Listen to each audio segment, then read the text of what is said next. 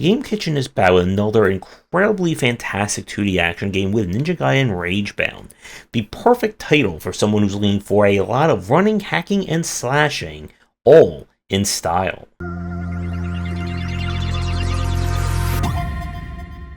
Ragebound is essentially a spin-off from the original Ninja Gaiden.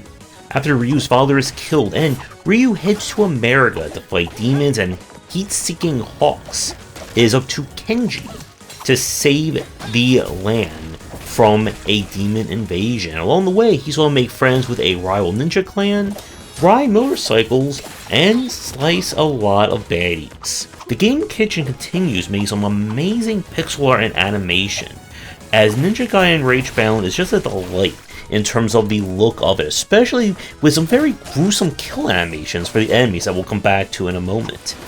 This is pure action, as you'll be running through these levels as quickly and as stylishly as you can. This is not going to be kind of the more slower methodical take of Blasphemous, and developers have done a really amazing job of making this very speedrun friendly and rewarding that kind of high speed play.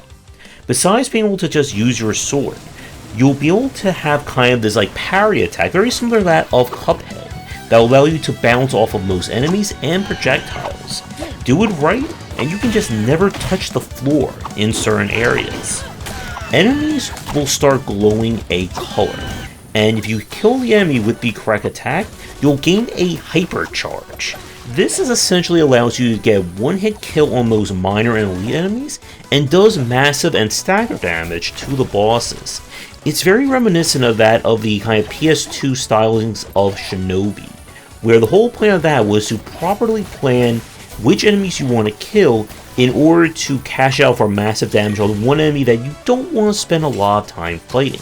After the opening, Kenji teams up with Komori, who becomes your kind of spirit ninja guide. Once they are combined, Komori is essentially your long-range option.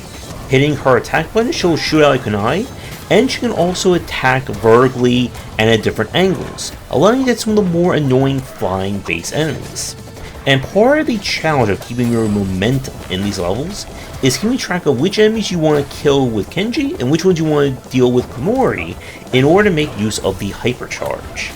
The levels themselves feature different challenges that will kind of test you not only in terms of secret finding, but killing enough enemies, killing them in a certain ways, or my very least favorite ones, no-hit runs.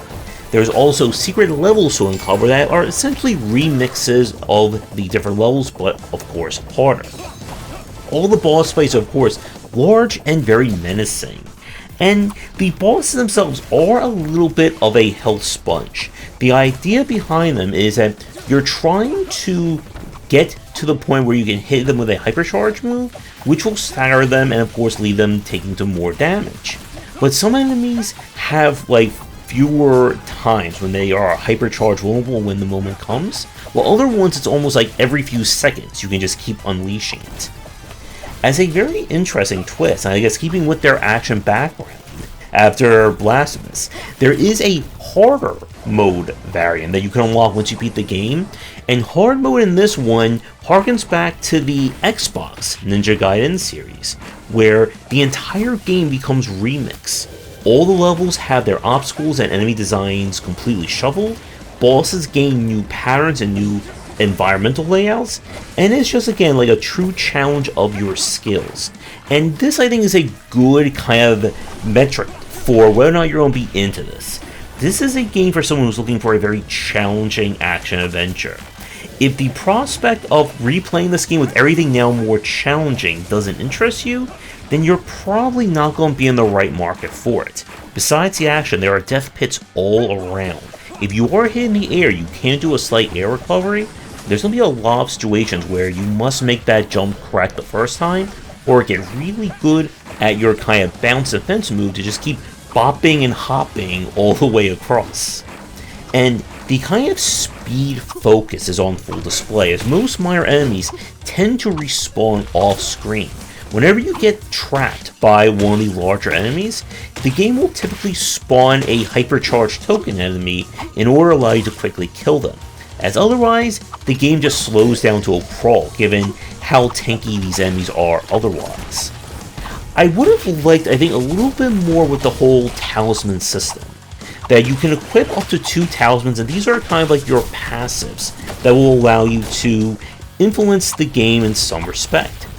I do, however, like the idea that there is punishment talismans that you can equip that make the game harder, and by doing so, it gives you the chance to get a higher rank. So if you want the game's coveted S+ rating for a mission, you have to make it harder. For me, I went with the gained health bag once you have enough combo build up, and at that point I just never really died to most of the common enemies because I was just killing them and recovering health faster than they could deal damage to me. With everything said, this is a fantastic game. If you are someone who's looking for a challenge, then I highly recommend you try this one out. But if you are someone who's new to the ninja lifestyle, then this may not be your best kind of first taste of it, because they are going to be expecting a lot out of you, and it can prove to be quite challenging, especially once you get to the back half of it. Ninja Gaiden Ragebound was played with a review key. Let me tickle your game for a future review designed to involve ninjas or hack and slashing.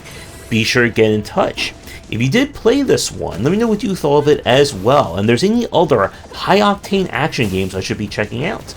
With that, thanks for tuning in, and see everyone for our next review and coverage coming soon. Thanks for watching, and a special thank you to our Patreon supporters. If you enjoyed the video, do the YouTubing stuff, be sure to visit our Discord and Patreon, and you're interested in more of my thoughts on design, check out my game design books.